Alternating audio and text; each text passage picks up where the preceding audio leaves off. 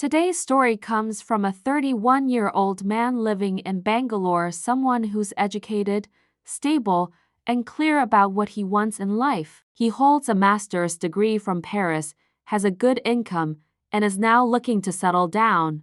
But while everything looks perfect on paper, there's a quiet storm going on inside him, a conflict between trust and caution, between personal values and modern realities. He says, "I'm currently exploring proposals on matrimonial sites. I receive requests from women around the ages of 25 to 32, many of whom are doing incredibly well in their careers. Some earn 5 lakhs, some 25 lakhs or even more. I genuinely respect that. But where I often find myself stuck is not in status or salary, it's a mindset. My past has shaped me, and it makes me cautious. Years ago, I went through a tough long-distance relationship. It wasn't physical, but it left deep emotional scars. That experience taught me how important clarity and loyalty are and how damaging ambiguity can be," he goes on to say. Many women today describe themselves as strong, independent, and self-sufficient, and I admire that. But often, the same women expect their partner to earn more than them, take full financial responsibility, and still be okay if they choose not to share much of the emotional or familial load. What hurts most is that many of them also want complete freedom without wanting to adjust, especially when it comes to something as basic as engaging respectfully with in-laws. I don't want control, not over clothing choices or personality. I just expect some sensitivity, like wearing Indian attire around elders if the situation demands it. With me, she can wear whatever she wants. But even that expectation often becomes a problem." He pauses here and then gently reveals the deeper layer. "My biggest concern is trust. I've seen so many cases both before and after marriage where one partner cheats, or files false allegations, or walks away because they feel bored or trapped.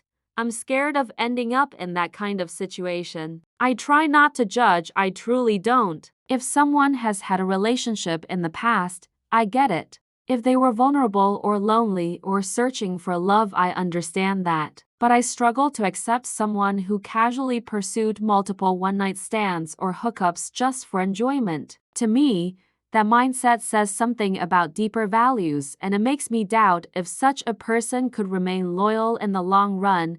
And then he shares something even more personal, his vision for the future. "I'm not just looking for a wife. I'm thinking about the kind of mother my future child will have. For me, motherhood is about more than biology. It's about emotional balance, values, loyalty, and creating a safe space where a child feels loved and protected. I'm not saying a woman with a past can't be that, of course she can. But it's hard for me to separate someone's deliberate lifestyle choices from the values I hope to pass on to my future family. That's where I get stuck." As he nears the end of his message, you can sense the weight in his words. "Because of these beliefs and maybe my overthinking, I end up rejecting a lot of proposals. And sometimes they reject me. Maybe they sense my hesitation. Maybe they worry I'll ask about their past. And to be honest, I understand their fear. I'm not desperate for marriage. I want something that's real,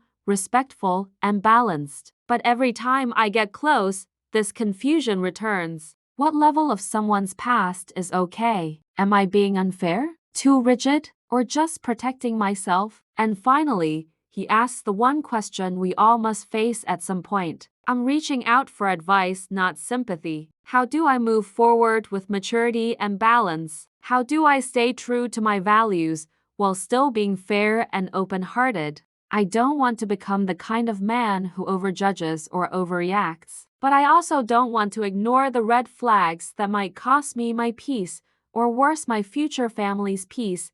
This story is a gentle but powerful reminder that everyone carries their own version of what marriage means, shaped by experiences, beliefs, and hopes. For him, it's about trust, family, and shared values. For others, it might be different. But in all cases, the real work is finding someone whose heart matches yours, even when your paths don't. Tell us in the comments, is he asking for too much or simply being careful in a world that often moves too fast? This is the Untold Gist, where real people share real stories and real conversations begin.